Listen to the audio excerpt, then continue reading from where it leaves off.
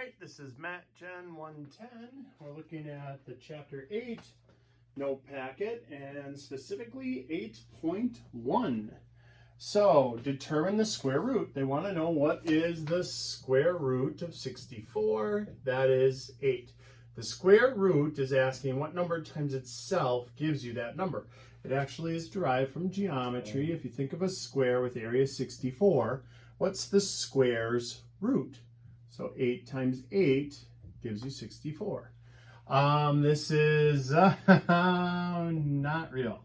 So that's not a real answer. That's a complex number or imaginary numbers.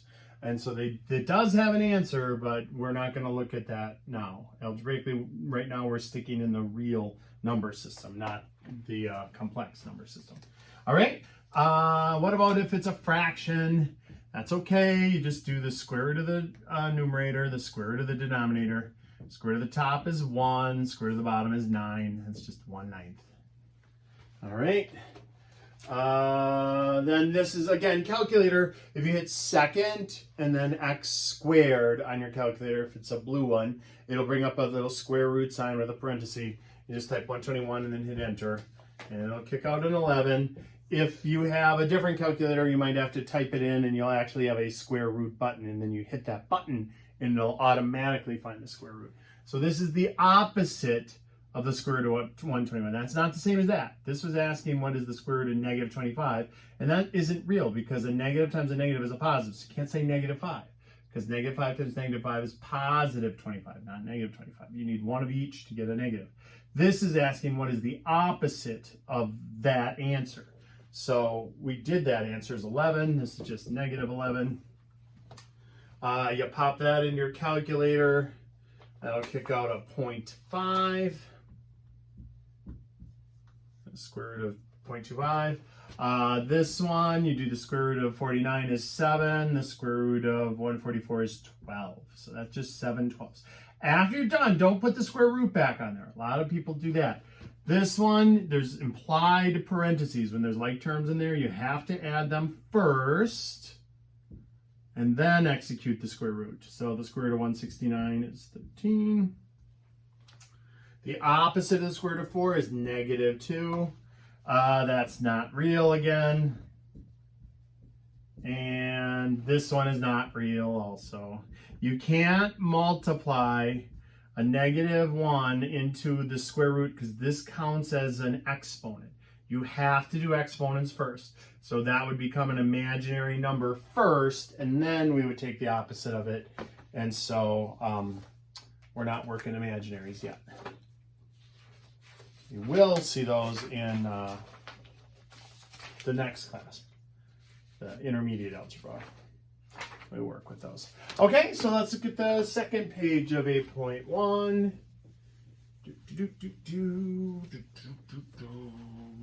Second page of 8.1.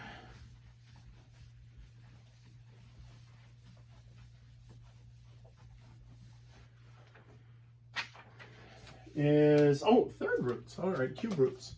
So that is asking what times itself times itself times itself gives you. Wait, that's a fifth root. Ooh, fifth root. Well, 243. So that's 5 things in a row, all the same thing. And that is the opposite of the fourth root of 81. So here, let me explain how to key these into your calculator. The cube root, the third root, or cube root, that's called a cube root because, again, from geometry, the volume of a cube, what times self times self times self would give you, well, it wouldn't be negative 8. But if it was positive 8, it would be 2 times 2 is 4, times 2 is 8. You can do the cube root of a negative. That is a real answer. Because think about it here, it's negative 2. If I work that back, negative 2 times negative 2 times negative 2, that is positive 4 times negative 2, which is negative 8. And so it does work 3 in a row. multiplied by itself gets you -8. So when you have an odd root, you can have positives or negatives in there. So this one, that is 3. The answer is 3. But now, how do you get that? If you're going to use your calculator, the easiest way is 243, do the little power key, and then do a parenthesis 1 divided by 5, end parenthesis. And so that 1 divided by 5 is to the 1/5 power. That's the same as the 5th root. Taking fractional powers, like 1/5, 1/3. This one you could key in like this. Parenthesis -8, end parenthesis power, parenthesis 1 divided by 3, end parenthesis, and hit enter. And this would kick out a -2 for you. For that one. That one would kick out a +3. Enter. The 4th root of 81, the opposite of, and so think about that. That's 9 times 9 is 81. So 3 times 3 is 9, 3 times 3 is 9. So 4 of them in a row is negative, that's 3. Because the negative's on the outside, it's good. It's the opposite of the 4th root of 81, which we can totally do. All right, let's take a look at the next row. We got 14 is the 4th root of -2 to the 4th. 15 is the 3rd root of -7 to the 3rd. And 16 is the square root of d squared. All right, so we're simplifying these expressions. This one, we do the inside first. So -2 times -2 times -2 times -2. Think about that. That's +4 times +4. That's 16. So this is the 4th root of 16. So that by taking -2 to the 4th power, we made it positive. And now we're taking the 4th root of a positive number, and that's just regular 2. All right, that's an old basic programming trick. We did whatever squared and then the square root when we wanted the absolute value. Because whether you put in a positive or a negative, it would come out positive. All right, so let's take a look. This one, it's going to maintain the negative because it's a -7 times -7 times -7. That's a really large negative number, but then we take the cube root of it and it goes right back to -7. So those kind of wipe each other out. And then the square root of d squared, that's just going to be d. It would actually be, if we were worried about it, the absolute value of d.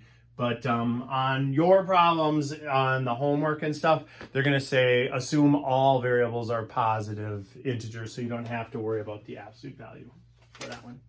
All right. So let's look at 17, 18, 19. So 17 is the square root of m to the 6th. So they're asking what times itself gives you m to the 6th. Well, think about that. That's m to the 3rd. M to the 3rd times m to the 3rd is m to the 6th. When I multiply things with like bases, I add the exponents. So basically what you're doing, when it's a square root, there's a 2 there. We never really put the 2 there. Whatever the index is, you divide it into the exponent, and that will be your answer. So look, on 18, if they want the square root of s to the 10th, t to the 8th, we just basically divide both of those by 2. So the answer is not in a square root anymore. It's s to the 5th power, t to the 4th power. That's it. That's our answer.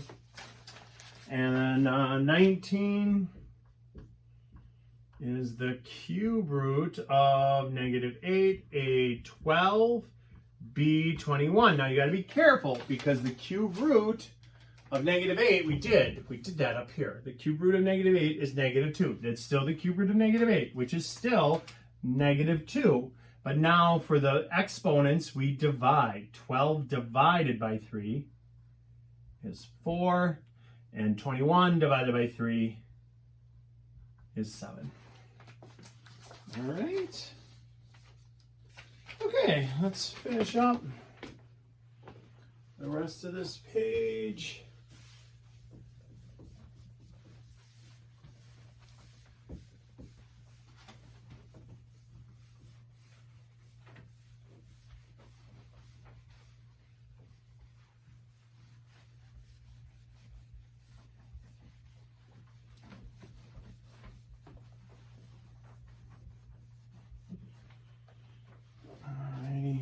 So we've got 20 is interpreting. So they want the difference of the square of a and 3. So that's a squared minus 3. Difference means subtract, but when they say the square of a, unless they say the word root, it just means a squared. So it could have been easier and said just a squared for that one.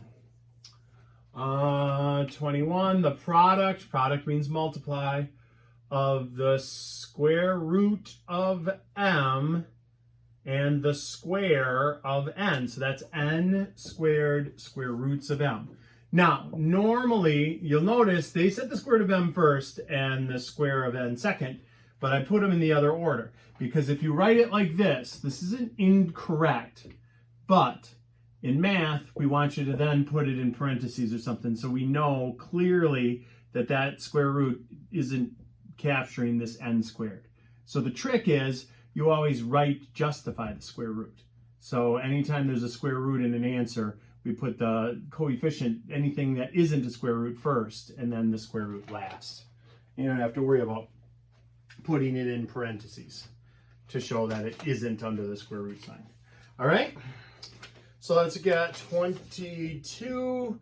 We're going to bust out our sweet Pythagorean theorem skills here, 5 and 13. And so they want us to find b, find the length of the third side. So it's a squared plus b squared equals c squared. That's 25 plus b squared equals 169. We subtract 25 to isolate the variable. B squared is equal to 144. And b is equal to plus or minus the square root of 144.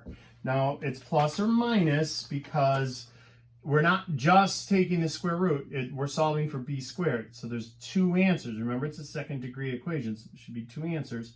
So b is equal to plus or minus 12, but in the context of this problem, minus doesn't make sense for a distance. So we still drop one of the answers, but mathematically, it has to be there when you're solving. But your answer is it's got to be bigger than 0. Otherwise, it wouldn't be a distance. All right. Oh, and then 23 is really just the same problem. It just has, here's your diagonal on your TV. TVs still do this, by the way, because they want it to sound like the biggest. So look, the height is 20. The length we don't know. We want the length so we know if it'll fit in our cabinet, but this is what they give you, like a 32-inch TV or a 50-inch TV or a 75-inch TV. They give you the longest length, even though it's the most useless if we're worried about a cabinet. We just want the height and the length on the bottom. We don't really care about the diagonal, but they always advertise the TV with the diagonal because it's going to be the biggest number. Hypotenuse size, the biggest number. So here we are, a squared plus 20 squared equals 32 squared. A squared plus 400 equals 1024. Subtract 400 from both sides. So a squared is equal to 624. Oh, that's so close to 25 inches, but it's just a scooch under. So when we take the square root of that, we're going to have to use our calculator. The square root of 624 is 24.97 inches. So if you have a 25-inch cabinet, it'll hold your 32-inch TV. All right. And I think that's it. Let's see. That's it for 8.1. We'll see you for 8.2 video.